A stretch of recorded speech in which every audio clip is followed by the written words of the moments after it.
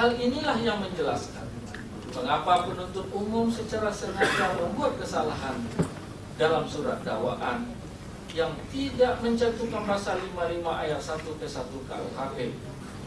Karena dengan mencantumkan pasal 55 ayat 1 ke 1 KUHP,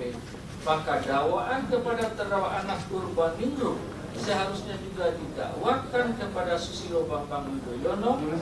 Edi Baskoro Yudhoyono, dan lain-lainnya yang terlibat dalam kongres sebagai penerima hadiah atau janji berupa fasilitas dan dukungan politik di kongres, serta mendakwa Muhammad Nazaruddin, Neneng Sri Wahyuni, dan lain-lain sebagai pemberi hadiah atau janji. Bukankah rumusan pasal 11 Undang-Undang Tipikor melarang pegawai negeri atau penyelenggara negara menerima hadiah atau janji? Surat dakwaan yang hanya mendakwa terdakwa Anas Urbaningrum tanpa mendakwa pihak-pihak terkait lainnya adalah dakwaan yang tidak merumuskan materi baik atau materi sah secara jelas, serta tidak mencantumkan pasal 55 ayat 1 ke 1 KUHP. Adalah dakwaan yang batal demi hukum karena disusun secara tidak cermat, tidak jelas dan tidak lengkap sebagaimana ketentuan pasal 143 ayat 2 huruf B daripada KUHP. Menimbang terhadap eksepsi atau keberatan penasihat hukum terdakwa tersebut, maka penuntut umum menanggapinya sebagai berikut. Bahwa argumen tim penasihat hukum terdakwa adalah tidak benar karena penuntut umum dalam mendakwa seseorang untuk dimintakan pertanggungjawaban pidana ke pengadilan pidana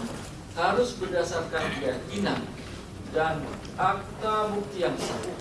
Dan untuk sistem hukum acara pidana itu tidak lepas dari sistem pembuktian yang bersifat negatif dan legis. Dalam perkara ini, sesuai dengan alat bukti yang telah ada, yang sesuai dengan konteks penerimaan yang diterima oleh terdakwa dari PT Adikarya, Permai Group, dan sebagainya, adalah dalam konteks pemenangan terdakwa untuk menjadi Ketua Umum Partai Demokrat saat Kongres Partai Demokrat. Penuntut umum mendakwa terdakwa sebagai penerima suap pasif dan pelaku pencucian uang dari tindak pidana korupsi berdasarkan berkas perkara penyidikan, sehingga surat dakwaan telah memenuhi azas kulpabilitas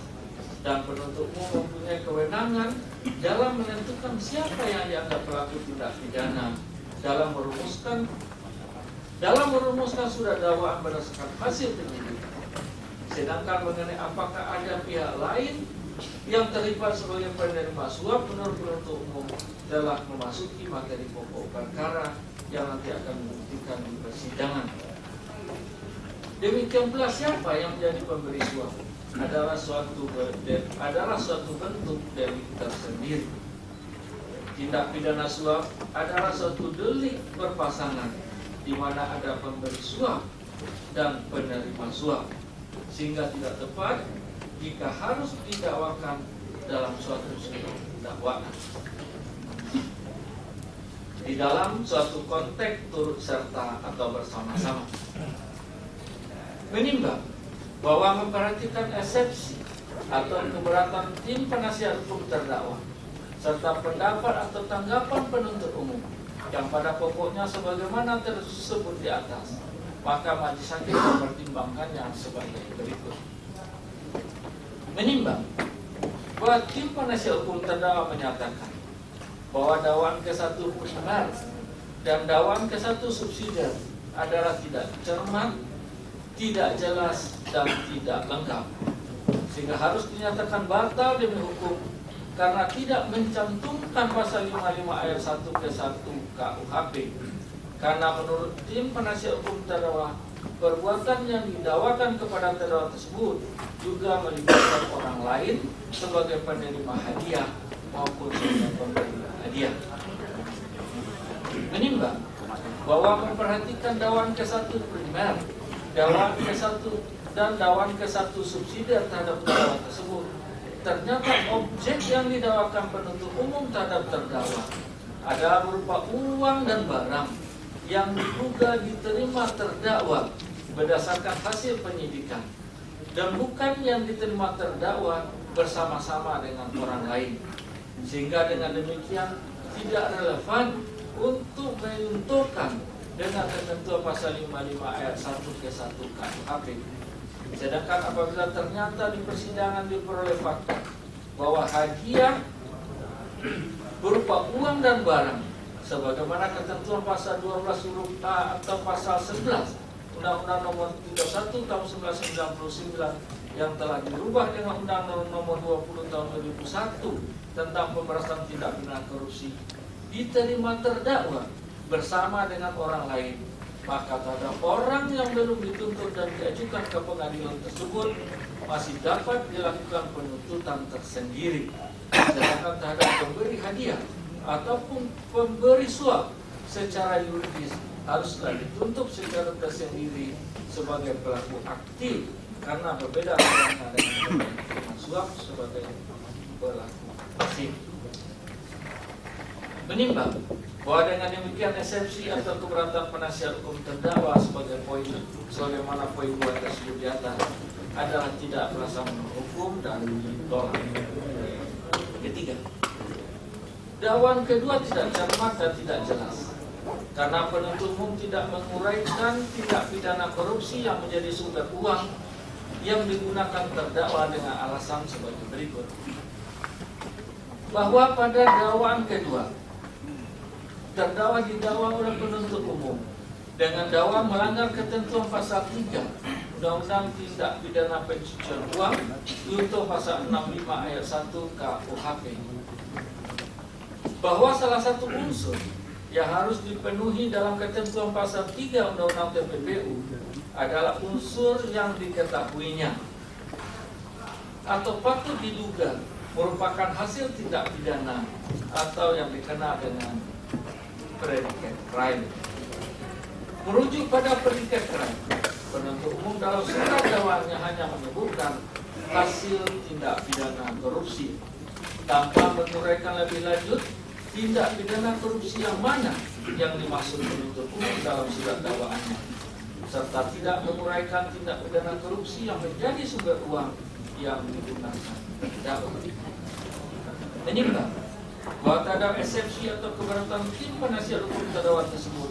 maka penuntut umum telah pula mengemukakan pendapatnya yang pada pokoknya menyatakan bahwa untuk dapat melakukan penyidikan, penuntutan, dan pemeriksaan di sidang pengadilan terhadap TPPU tidak wajib dibuktikan terlebih dahulu tindak pidana asalnya sebagaimana dimaksud dalam pasal 69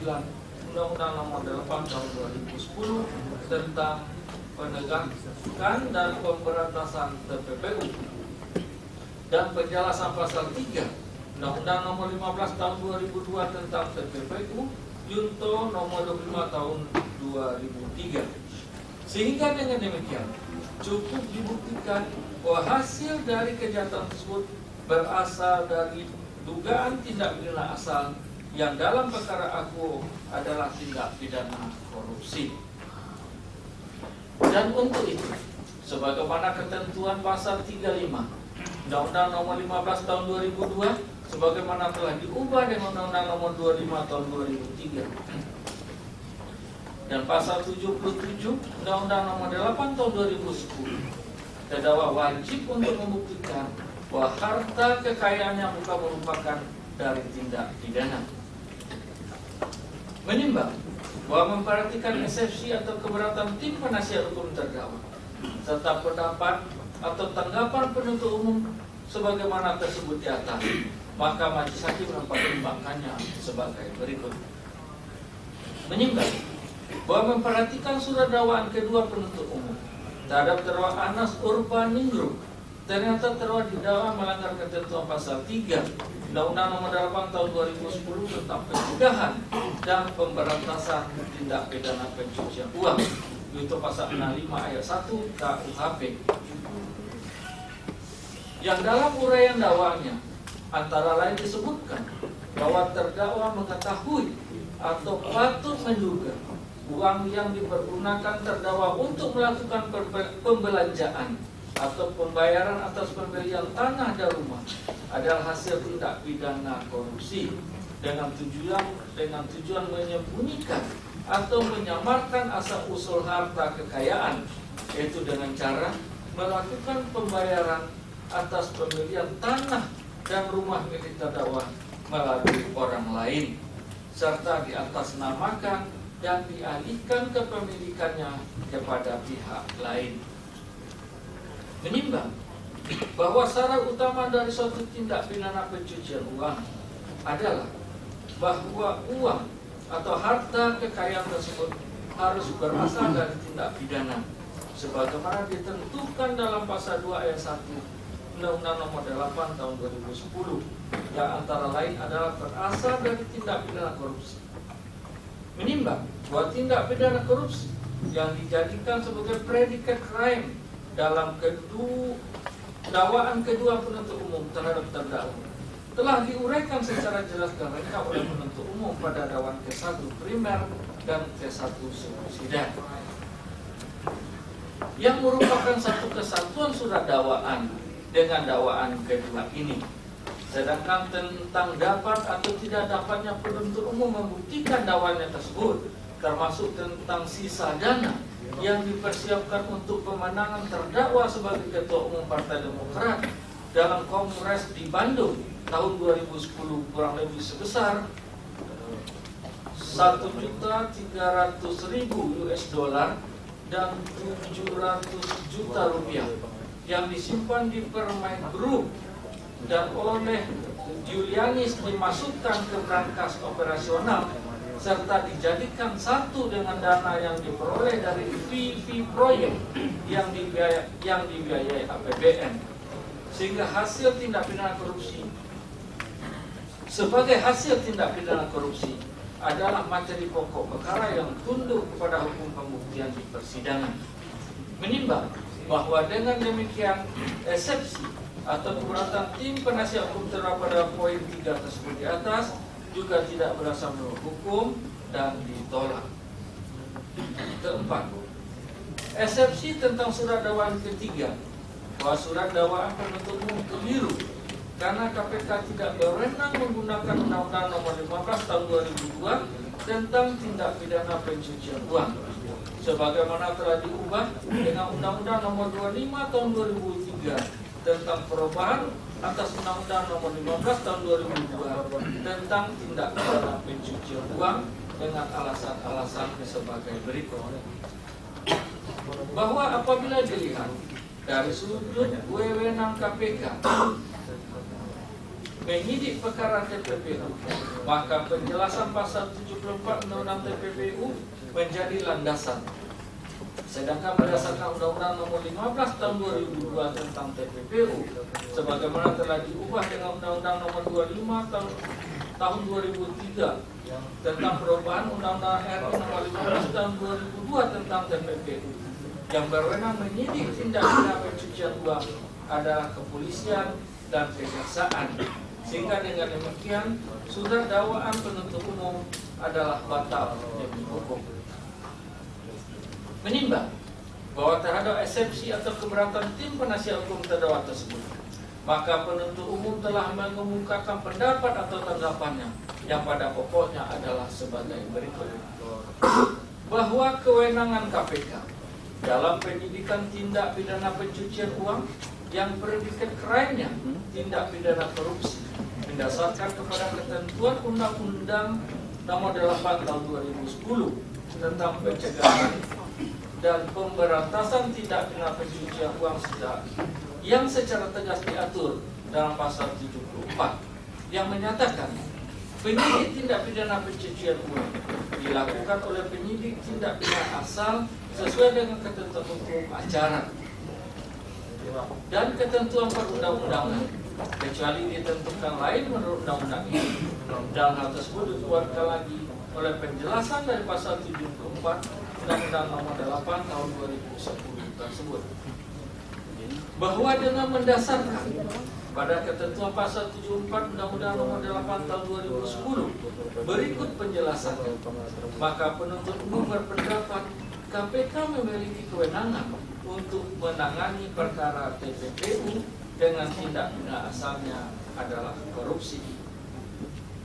Bahwa mengingat KPK diberikan kewenangan untuk melakukan penanganan tindak pidana pencucian uang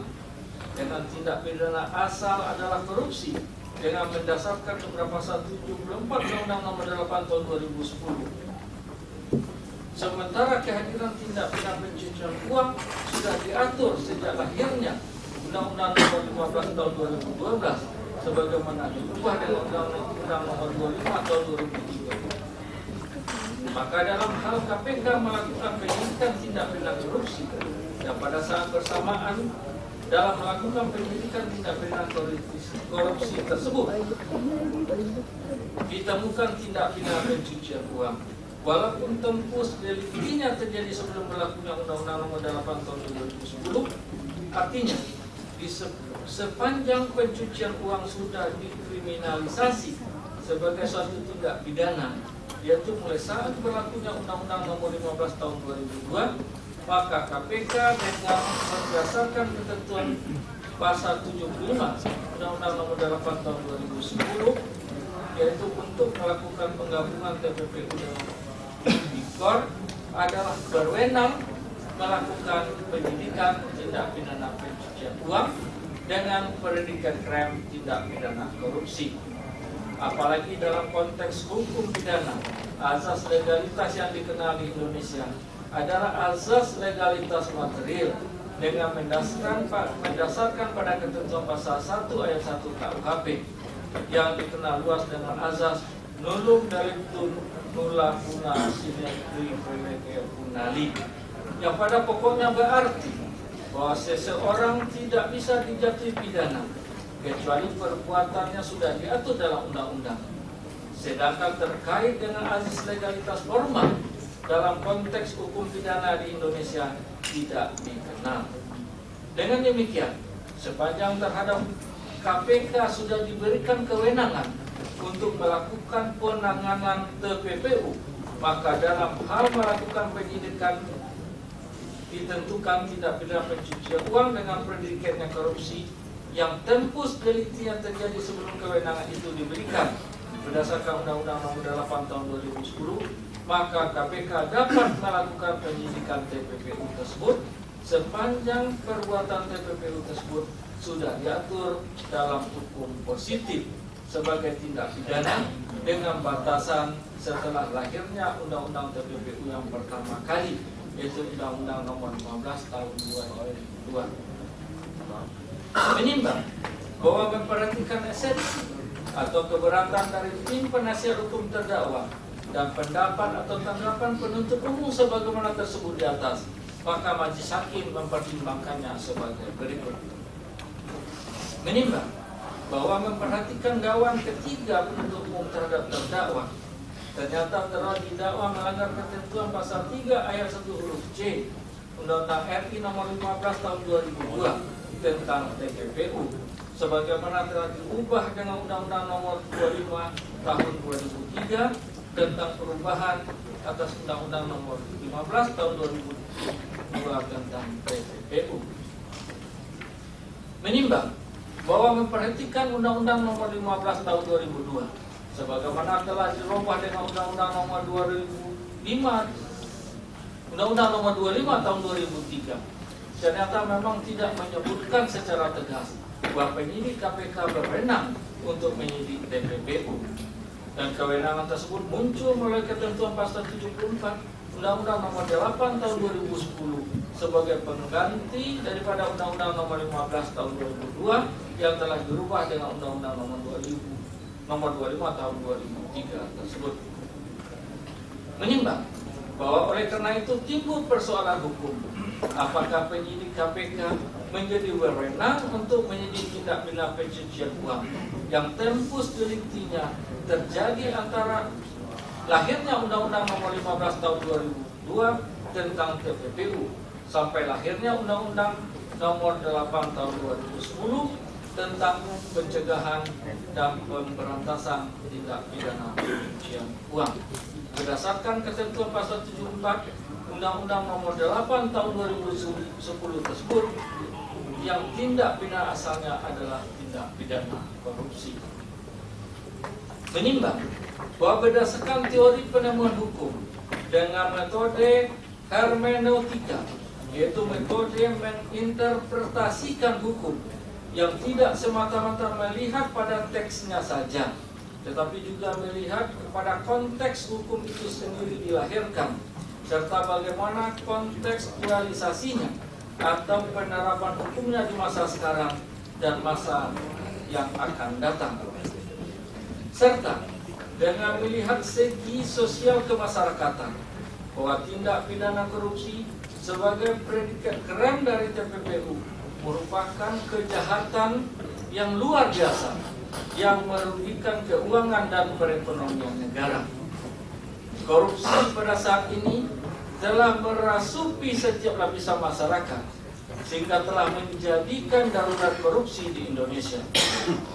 Menimbang bahwa dengan demikian perlu dilakukan tindakan pencegahan dan penindakan yang luar biasa pula dalam kondisi dan situasi yang darurat, yang dalam hal ini adalah darurat korupsi. Karena jika tidak, maka akan sangat mengganggu pembangunan nasional dan peningkatan kesejahteraan rakyat akan semakin sulit untuk diwujudkan. Sehingga untuk itu perlu memaksimalkan daya kerja dan daya paksa peraturan perundang-undangan. Apalagi azas legalitas yang hidup dan berkembang di Indonesia saat ini adalah azas legalitas material sebagaimana pasal 1 ayat 1 KUHP dan tidak mengenal azas legalitas formil. Menimbang bahwa dengan demikian Majelis Hakim berpendapat bahwa KPK berwenang untuk melakukan penyidikan tindak pidana pencucian uang yang predikat kerennya tindak pidana korupsi yang terjadi sebelum lahirnya pasal 74 Undang-Undang Nomor 8 Tahun 2010 yang memberikan kewenangan kepada penyidik KPK untuk melakukan penyidikan TPPU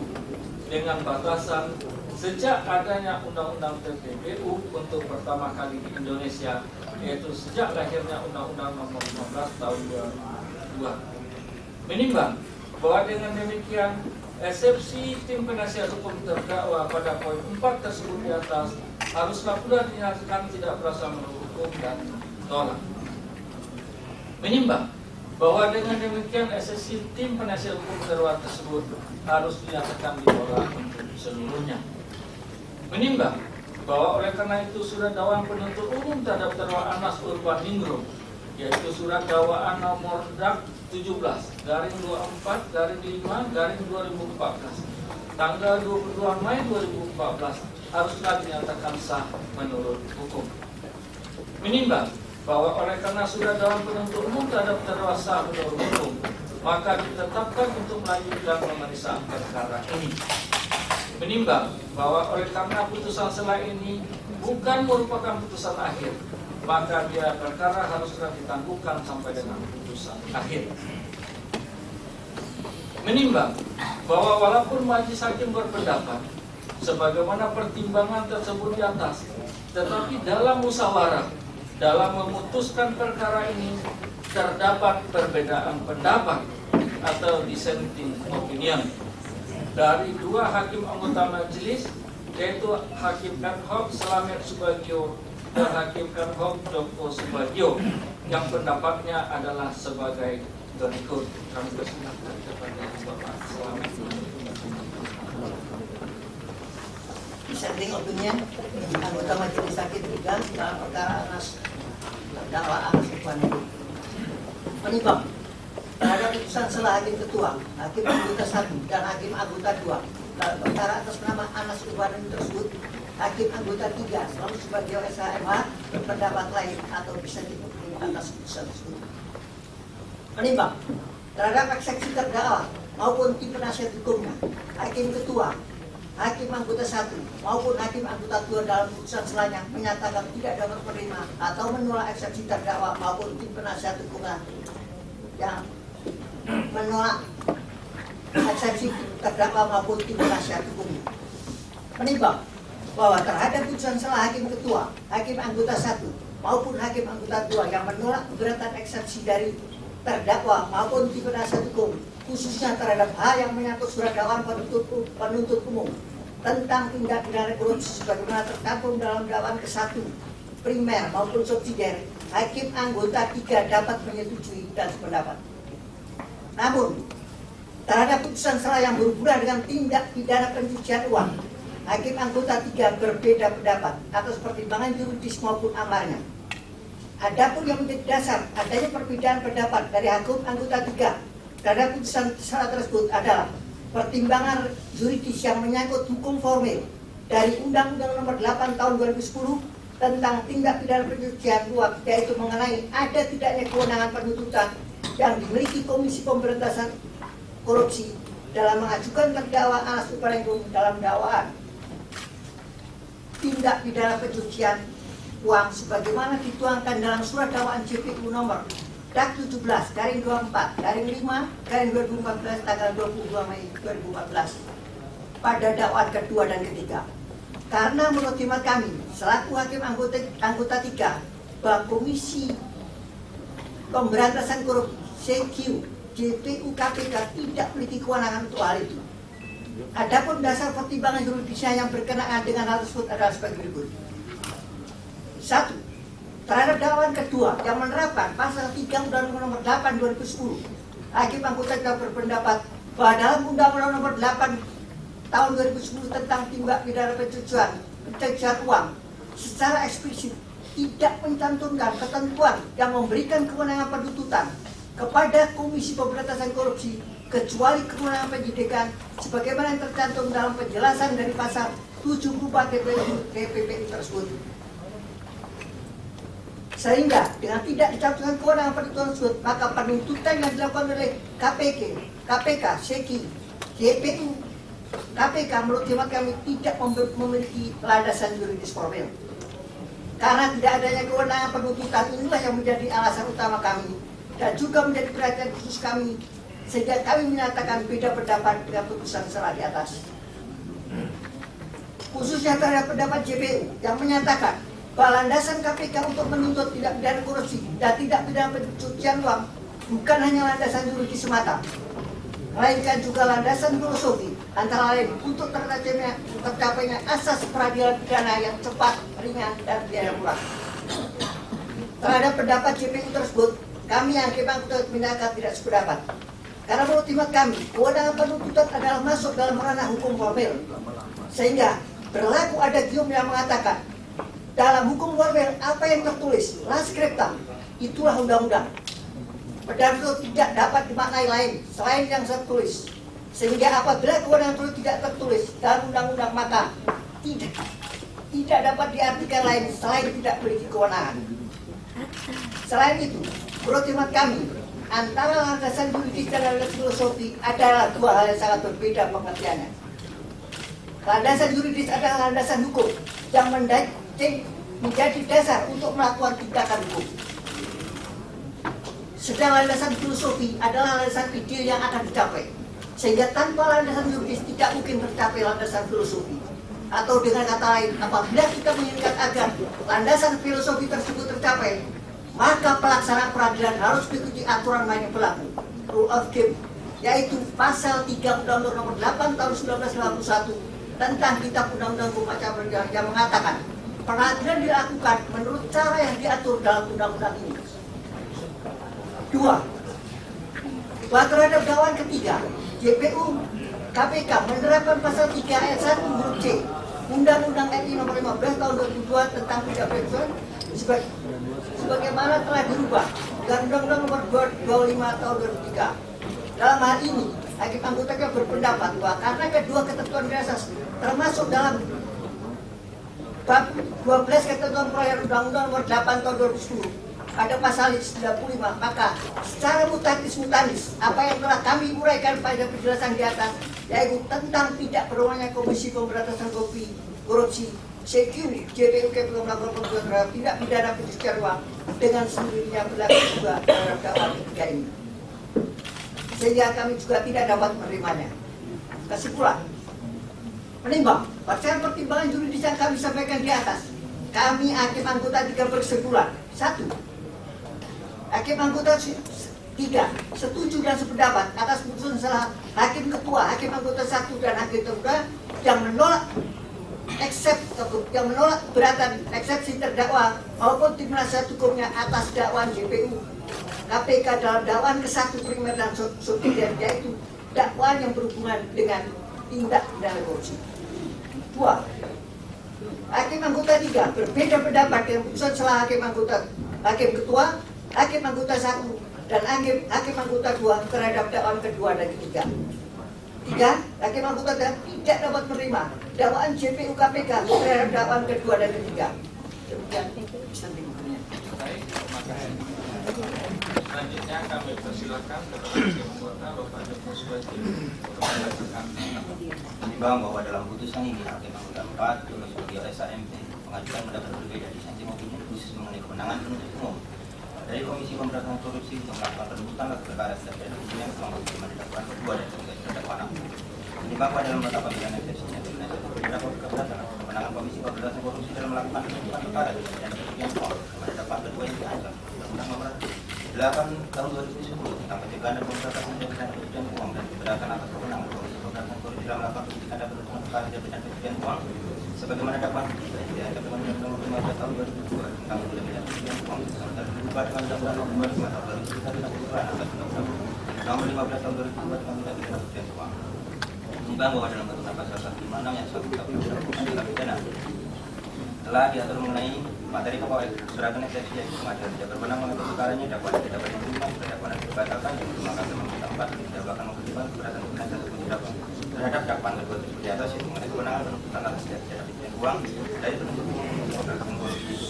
tentang bahwa pada pasal 6 huruf C Undang-Undang Nomor 30 Tahun 2002 tentang Komisi Pemberantasan Korupsi diatur bahwa KPK mempunyai tugas melakukan penyelidikan dan penyidikan terhadap penuntutan terhadap tindak pidana korupsi. Menimbang pada dalam pasal 51 Undang-Undang Nomor 30 Tahun 2002 tentang Komisi Pemberantasan Korupsi tersebut diatur